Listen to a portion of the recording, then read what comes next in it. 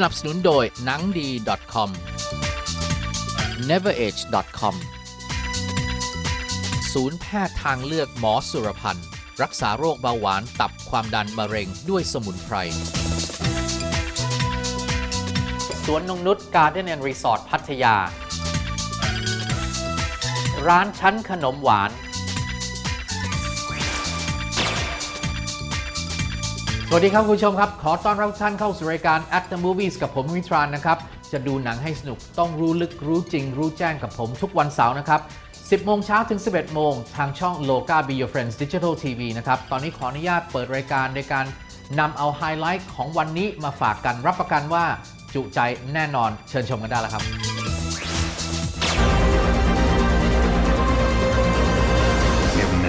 Our mission does not work if the people on Earth are dead by the time we pull it off.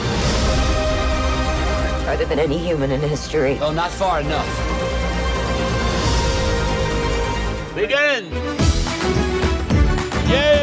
Is it a wedding party over there? A funeral. The death of good taste.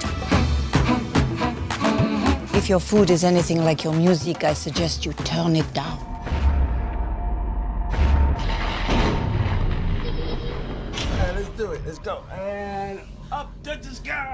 Put her down! Please what?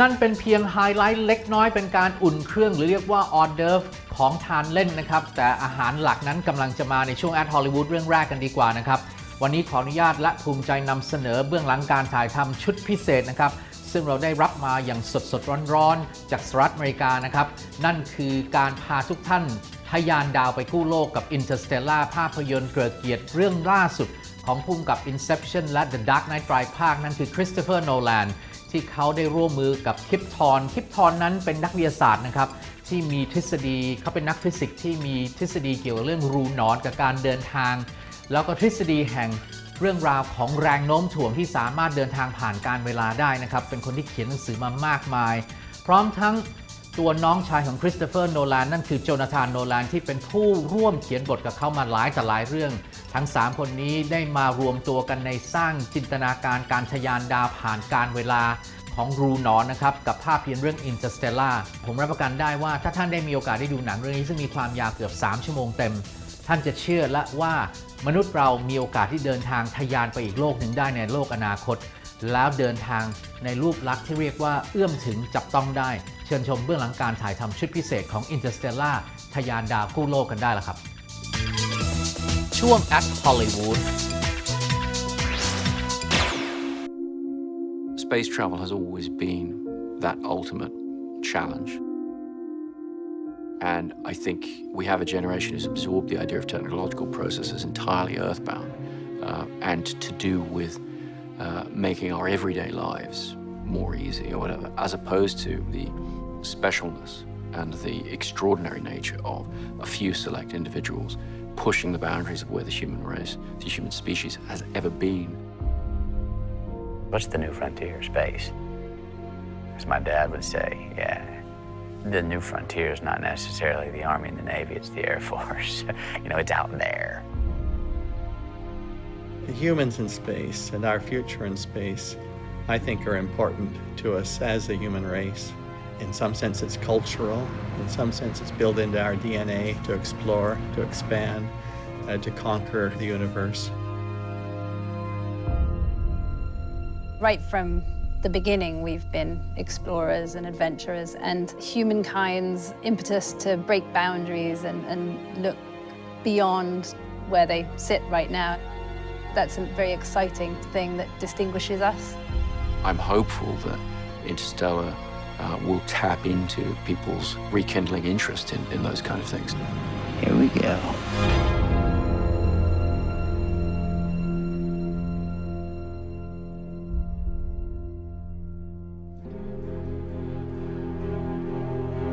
Interstellar is a film that's set in a future where the world is essentially telling us our time is done here and we have to leave the nest and move outwards into the rest of the universe. We must confront the reality that nothing in our solar system can help us. I wanted to consider the idea of a generation that had grown up in a very, very different world, and for whom the prospect of space exploration wasn't a luxury or wasn't a theoretical thing, but a desperate, desperate necessity. Now you need to tell me what your plan is to save the world. Quiet now. Watch your shadows down the hallway, please. Thank you. Okay, let's roll. Rolling. Rolling. And action.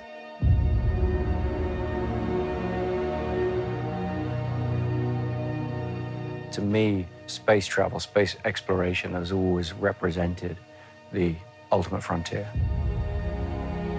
It's at the absolute extremities of what human experience is, and it's all about trying to, in some way, define our place in the universe, what our existence means. So for a filmmaker, that opens up infinite set of possibilities in terms of taking a set of characters and putting them out at the very extremes of what human beings have ever done and can ever imagine doing.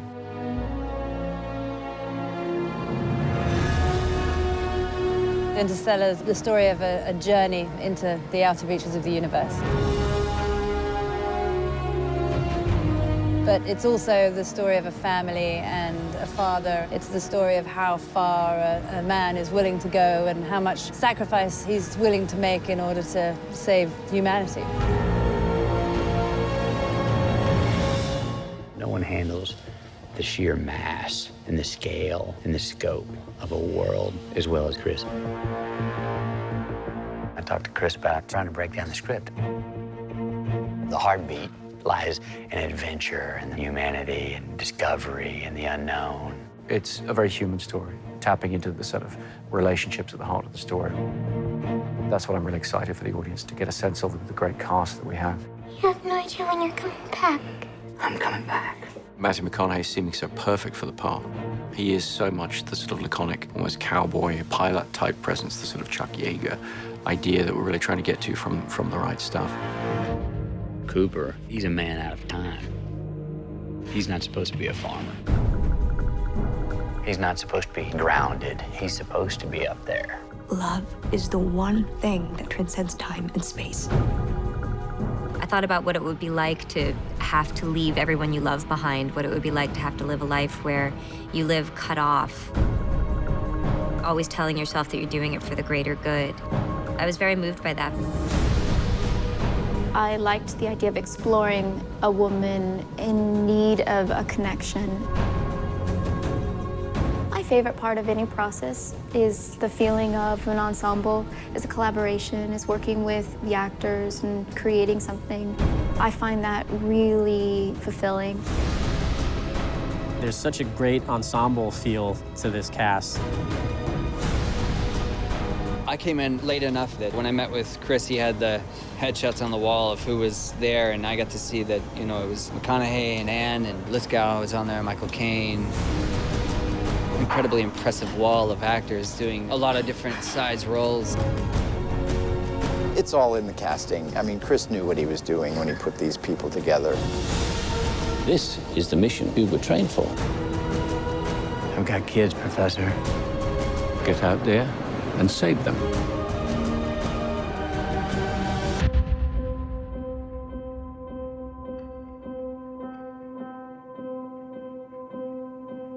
Can we do the retro thrusters on this one? It's about human beings and the relationships between human beings. But for me, inevitably, if the film's called Interstellar and you're dealing with the vastness of the universe, it's going to have to be the biggest film we've done. It's going to have to be the most ambitious film we've done. And that takes a number of different forms. Cut. Beautiful. We're dealing with planets, space, black holes, and then we have the sort of more regular sets like the farmhouse.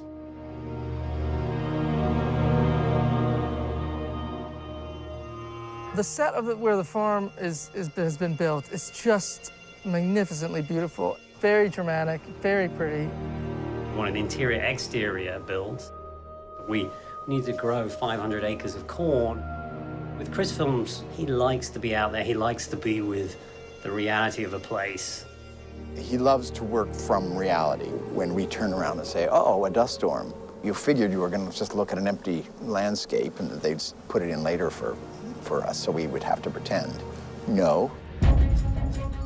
Chris wants to always do as much as you can practical. I mean, if you can achieve it in camera, that's always the goal.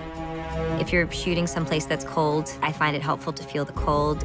If you're slogging through water that comes up to your mid-thigh, it's great not to be told that the water's going to be added later. How would you recreate the biggest glacier in Europe in a studio? You wouldn't. He takes us to these exotic locations and creates a planetary atmosphere. He's filling the screen with a real image that feels real because it is real. We're building very, very realistic sets that can be completely 360 and contained. It can really put the audience into the shoes of the astronauts who are exploring these new worlds, new galaxies. The sets that we shot on back in Los Angeles were pretty incredible. We actually built pretty much everything for real. We have them on big gimbals so they can go vertically, so we can go 0G. Everything was on hydraulics, everything had movement. You can't tell that this was made for a movie. You want it to look like it was made for real. We wanted to try and create a much more real environment for the actors inside the spaceships rather than relying on green screens. We didn't use any green screens. We were very interested in the way that perhaps visual effects had been created in the past before computers came along. Combining that with the power of modern digital technologies, the idea of creating space environments live on the stage. If you could create imagery which you could show on the set, actually make it part of the set, it gave it an instant reality. Well, if there was ever a movie to use IMAX on, let's face it, go to space, use IMAX. The camera department had to take a very experimental approach to the way we wanted to shoot the film with the IMAX cameras. We wanted to do a lot of handheld camera. We wanted to do a lot of camera mounts. Mounts on the exteriors of ships, really treating an IMAX camera like a GoPro camera. We actually mounted on helmets, we mounted on spacesuits, we mounted on bodies. Think about the fact that NASA sent IMAX cameras up to space and they can film with that camera in very small spaces. By doing that, you create a very specific feeling, and we want to replicate that. The mandate from the beginning, when I was brought onto the project, was to try to get the science right, but still get to a place where you had this massive, epic experience. The initial impetus for the project had been to say, why not examine real possibilities? Where are we now? Where has the world got to in terms of its thinking about gravity being able to traverse dimensions, gravitational lensing, the effects of gravity and light around the black hole? Why not actually look at the real science there? Luckily, we had Kip, and Kip is the foremost authority on all things gravitational. Kip Thorne is a brilliant scientist, one of the world's foremost authorities on space-time, black holes, wormholes, and he's written extensively on these things. The thing that makes this different from almost any other movie that's been made is that real science was woven into this film and into the story from the beginning, and woven in deeply. The visual effects department under Paul Franklin and everybody at Double Negative, they took Kip's data and they created real visual representations. What the algorithms gave us was extremely spectacular. We found that there was an enormous amount of beauty within these things if you actually just went to the straight physics, to the science, to the mathematics. Neither wormholes nor black holes have been depicted in any Hollywood movie in the way that they actually would appear. This is the first time that the depiction began with Einstein's general relativity equations from the outset. What it is not science fiction, it's science fact. We used to look up in the sky and wonder at our place in the stars. Now we just look down and worry about our place in the dirt. I think we all just felt really lucky to be here. I mean, not only are we working on a Chris Nolan movie, but we're working on one of the more epic ones, and he's made some pretty epic ones. How he puts it together, how he balances the scope, the unknown, the science fiction, with real humanity. The emotional heart of what is an enormous and spectacular film really holds you as you watch it and sort of makes you emotionally invested in those characters and what's going on for them. I would describe this as a family film, as a sci-fi film, as a drama, as a romance. I think it's the kind of movie that doesn't exclude anyone. And you go in and there's many areas it touches on. I think it would be really thrilling if people got some sense from this film that these ideas are worth thinking about, beyond the scope of just watching Interstellar. Do not go gentle into that good night. Old age should burn and rave at close of day. Rage, rage against the dying of the light. Murph, I love you. Forever. Go for main engine start. T-minus 3, 2, 1.